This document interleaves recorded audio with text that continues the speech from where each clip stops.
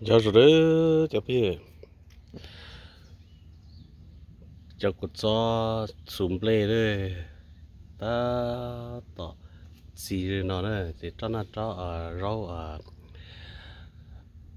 rau rau sự thằng bây giờ cho trôn trên à cái lúc cái đấy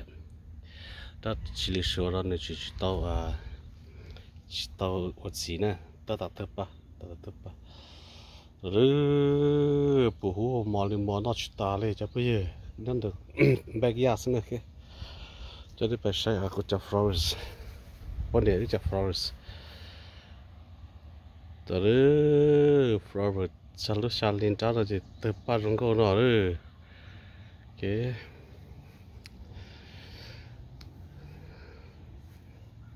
cái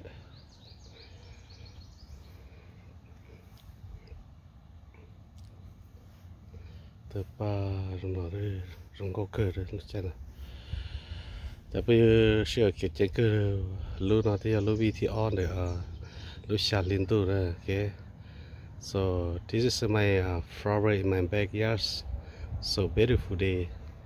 This is succulent at July. Bắp rong có cơ cho bây giờ. Okay. Chỗ nó tôi lo này cho nhỏ mà cho sự xe là chè cơ liền này, đi chè chi lử là này cái. Yeah, thay cho flowers ở đây sai. Bà đây, bắt được mấy? Flowers. Cho cực kỳ là lột tả nữa, cho cực kỳ nó tỏ cho nông rồi nè, cho nên cho cực kỳ là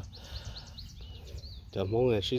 tăng nhiều hay sĩ tăng một đến này, chọn đấy còn bây giờ nó sẽ cho tôi một bếp lót xuống nó này. So beautiful day today, sunshine very hot in my backyard. It's July, second week already. Oh, got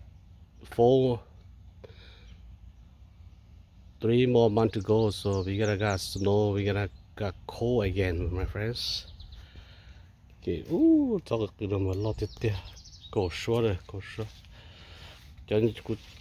Cho đi ra rồi tốt liền, cho đi ra là, cho thì nó sẽ đi là, cho đọt từ bắt ta liền cho bây giờ. Thì cho nó cho mà kia nó lo cờ rồi, cho nó rong nó xé cờ rồi. Bé alo lì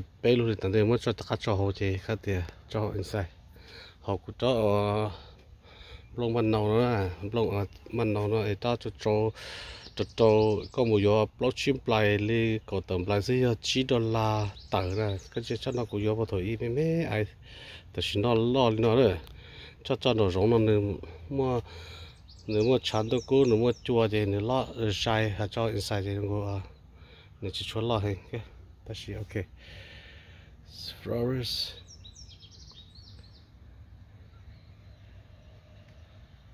Okay, thay vì mẹ ấy nó sai sơ cho ba tập ba rong có rồi so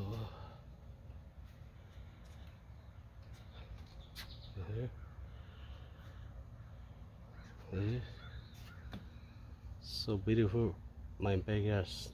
summer times. Okay, chỉ cũng cho nên lò nó có inside.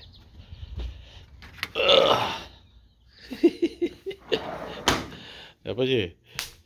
kể đó đấy cô chả rau một to xiên nữa này cái cô hô tôi chả cô mới chả rau nó chú rau là rau pakana rau trên tệ thì và tôi không có cho nó thế chỉ là giờ mỏ đa này nó có healthy này thì họ luôn đa là thì giờ rau nhỏ là tao không bùa này cái rau nhỏ là tao không bùa chỉ là giờ cô cho thế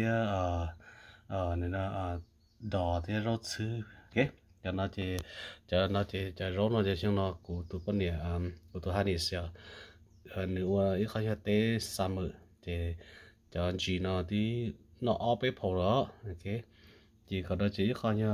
cái nhiều kha anh này cũng một cái nhiều kha là của lúc khó chú này cái thì khả năng chỉ có khó sụn nó nữa này là tuấn cho cái rau mà mong to xe đã khăm này cái bọn niệm mua hỗ lười chế bọn niệm mua chế yêu lo bọn niệm lo chế yêu mua rồi chế trong này nó chế nhà mà quan niệm non nhà nhà đấy chỉ việc cái nào cứ nhà mà quan niệm non nó cái niệm mua chế niệm lo niệm mà quan niệm nó chỉ mua chế chỉ lo chỉ niệm mà chỉ non nó cái cho cái cứ chế giờ đồ ship ba đi nào thế chả bây giờ cái so là thay là thế có thay có không bây giờ thì thật sao mà anh này trong này chả chả nó rót xứ nhẹ thì xin anh cho chả đỏ đỏ đỏ ứ tha đỏ như tha teo cái món đa nó có healthy còn là mà chỉ cho healthy đấy còn là rau nhỏ này là còn là mà healthy purpose đó cái yeah của recommend anh là nên sai sự cái nó cũng khó xử chỉ rau nữa cái cái kiểu rau mà mong to xe đã khăm cú chỉ đã hậu cú cho nên là rau yên là theo hậu cho rau yên là mà hai lá xe thế thì tên nó cho mà hậu nè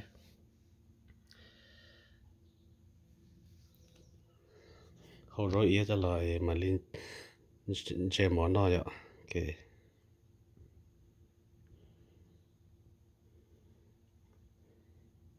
cho nó lá xe ta lúc chơi là thì tao nó sẽ chụp lúc chơi nó thì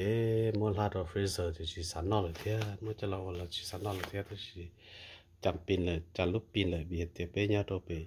cổ tê nó thì lúc chơi sọ nó cũng to tê rau mà